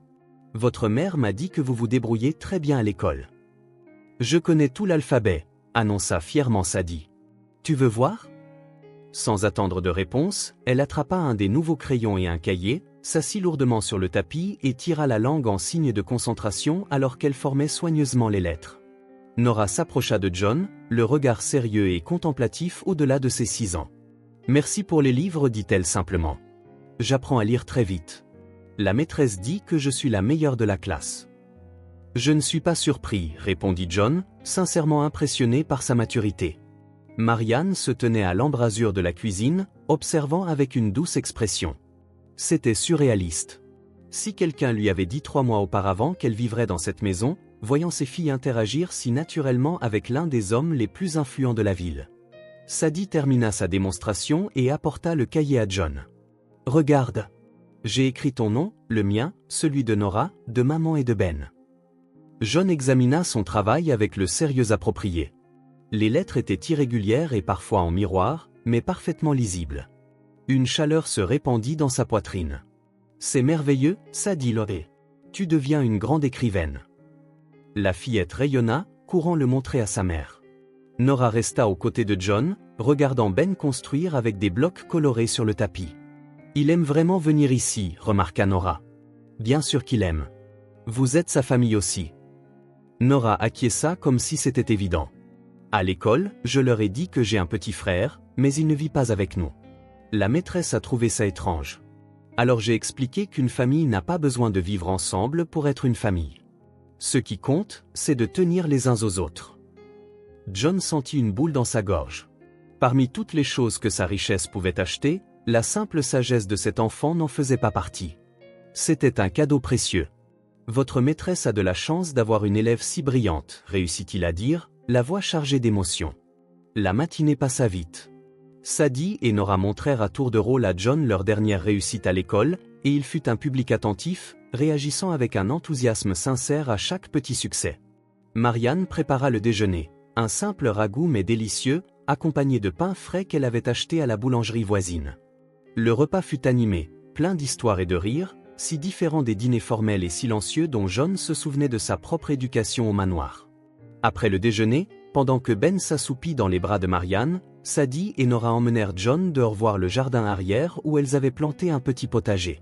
« Regarde, oncle John », Sadie montra fièrement les minuscules pousses vertes perçant la terre. « Ce sont des carottes. C'est moi qui les ai plantées. »« Et ça, ce sont des tomates », ajouta Nora en montrant une autre section. « Bientôt on pourra les manger. » John étudia les fragiles pousses, pleines de promesses. Comme ses enfants. Comme Ben. Comme cette nouvelle vie qu'ils créaient tous après la tempête. « Vous faites un travail fantastique », loua-t-il en s'accroupissant pour voir de plus près. « Je suis vraiment impressionné. »« Maman nous aide », dit Nora. « Elle connaît tout sur les plantes. »« Elle a appris de ma grand-mère quand elle était enfant », ajouta Sadie. « Grand-mère avait un immense jardin, n'est-ce pas Nora ? » « Oui, mais nous ne l'avons jamais rencontrée. Maman raconte juste ses histoires. » Encore une fois, John réalisa à quel point il en savait peu sur la vie de Marianne avant qu'elle ne trouve Ben. Il posait parfois des questions, mais elle était discrète sur son passé. Il respectait cela, bien que la curiosité persistât. Quand ils rentrèrent, Ben était réveillé, jouant joyeusement avec Marianne dans le salon. Le reste de l'après-midi fut rempli de jeux, de lecture des nouveaux livres et de discussion des plans du week-end. Alors que le soleil commença à se coucher, baignant la cuisine d'une lumière dorée, John se surprit à réfléchir à la façon dont cet endroit simple était devenu si spécial pour lui. Il manquait de la splendeur ou de l'histoire du manoir Morgan, mais il possédait quelque chose de bien plus précieux, la vie, la chaleur, l'amour. « Tu restes dîner ?» demanda Marianne en rangeant quelques livres que les enfants avaient éparpillés. Si ce n'est pas trop de dérangement. Elle sourit, et ses yeux s'illuminèrent. Ce n'est jamais un dérangement de t'avoir ici, John. Le dîner fut modeste, soupe de légumes, restes de pain et une petite tarte aux pommes que Marianne avait préparée comme surprise pour John. C'était l'un des meilleurs repas qu'il ait jamais eu. Les jumelles partagèrent des histoires d'école, Ben essayait de dire de nouveaux mots, et un sentiment indubitable d'appartenance emplissait l'air. Un sentiment qu'il n'avait pas connu depuis le décès d'Emma. Quand le repas se termina, Ben devenait somnolent, se frottant les yeux tout en luttant pour rester éveillé. Assis sur les genoux de Marianne, il posa sa tête contre sa poitrine, perdant sa bataille contre la somnolence. John les regarda, une vague de gratitude si puissante qu'elle en était presque douloureuse. Cet instant, cette image de son fils, en sécurité et aimé, était un miracle qu'il avait failli perdre sans Marianne et ses filles. Il leva son verre, contenant encore un peu de jus de pomme. « J'aimerais proposer un toast, dit-il doucement, ne voulant pas réveiller Ben. » Instantanément, Sadie et Nora levèrent leurs verres, adoptant des expressions solennelles comme s'il s'agissait d'une grande cérémonie. Marianne leva le sien aussi, souriant légèrement. « Aux secondes chances, dit John en regardant directement Marianne, et au nouveau départ. »« Aux secondes chances et au nouveau départ, » répétèrent les filles en chœur avant de boire leur jus avec enthousiasme. Marianne acquiesça simplement, ses yeux rencontrant ceux de John par-dessus la tête endormie de Ben. Aucun mot n'était nécessaire pour comprendre ce que ce toast signifiait pour eux deux. Alors que John se levait pour aider à débarrasser la table, il remarqua une photo encadrée sur une petite étagère dans le salon. Elle était récente, Sadie, Nora et Ben assis sur la balançoire du jardin, riant tous les trois à l'appareil photo. Son cœur se serra à cette vue. « On l'a prise la semaine dernière, » expliqua Nora, voyant son intérêt. « Maman a dit qu'on avait besoin de nouvelles photos. »« Elle est magnifique, » dit John en prenant soigneusement le cadre. « Pourrais-je en avoir une copie ?»« Bien sûr, » répondit Marianne en les rejoignant, Ben toujours endormi dans ses bras. « J'ai les négatifs. » Sadie s'approcha, une ombre passant sur son visage habituellement joyeux. « Oncle John, on pourra toujours voir Ben, n'est-ce pas ?» demanda-t-elle, la voix petite et incertaine. « Même maintenant que le méchant homme est parti, » ajouta Nora, les surprenant par sa perspicacité. Apparemment, elle comprenait plus sur la situation de Ryan que les adultes ne le réalisaient. John reposa la photo et s'agenouilla à leur niveau. « Bien sûr que vous pourrez, promit-il sincèrement. Quand vous voulez. Ma maison vous est toujours ouverte, tout comme celle-ci m'est ouverte. » Leurs visages identiques s'illuminèrent de soulagement. « Et si vous voulez, continua John, nous pourrions même passer du temps dans une maison à la plage que je possède, une fois l'été arrivé. Les enfants adorent la plage. » Une maison à la plage ? Les yeux de Sadie s'écarquillèrent. « Tu as une maison à la plage ?» John rit de sa stupéfaction. « Oui, mais je n'y vais presque jamais. Ce serait merveilleux de la remplir de rires d'enfants à nouveau. » Marianne secoua la tête, un sourire réticent se formant. « Tu vas les gâter, John. » « Pas plus qu'elle ne le mérite, » dit-il en se relevant, son regard rencontrant le sien au-dessus des têtes des enfants. « Tu m'as rendu le plus grand trésor de ma vie.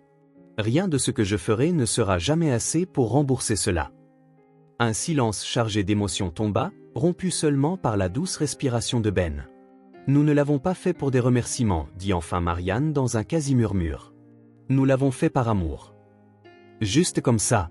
4 mots qui disaient tout. L'amour. Pas le genre d'amour romantique des contes de fées, mais quelque chose de tout aussi puissant. L'amour qui construit les familles, forge les liens, guérit les blessures et éclaire le chemin à suivre. Quand John dit enfin au revoir, portant un Ben somnol enveloppé dans une couverture, il ressentit une paix qu'il n'avait pas connue depuis longtemps. Les ombres s'étaient retirées. L'avenir autrefois si incertain s'étendait devant lui, plein de possibilités. Dans la cour avant, sous un ciel étoilé, Marianne l'accompagna à la voiture. Les filles étaient déjà parties se préparer pour le lit. « Merci pour aujourd'hui, » dit John en installant soigneusement Ben dans son siège auto. « C'était parfait. »« C'est toujours un plaisir de vous avoir tous les deux, » répondit-elle en aidant à ajuster la couverture du bébé. Un instant, ils restèrent simplement là, dans la nuit calme, côte à côte, regardant le petit miracle endormi sur la banquette arrière. L'enfant qu'ils aimaient tous les deux. Le lien qu'ils partageaient. Bonne nuit, John. Bonne nuit, Marianne. En rentrant chez lui, John jeta un coup d'œil dans le rétroviseur à Ben dormant profondément.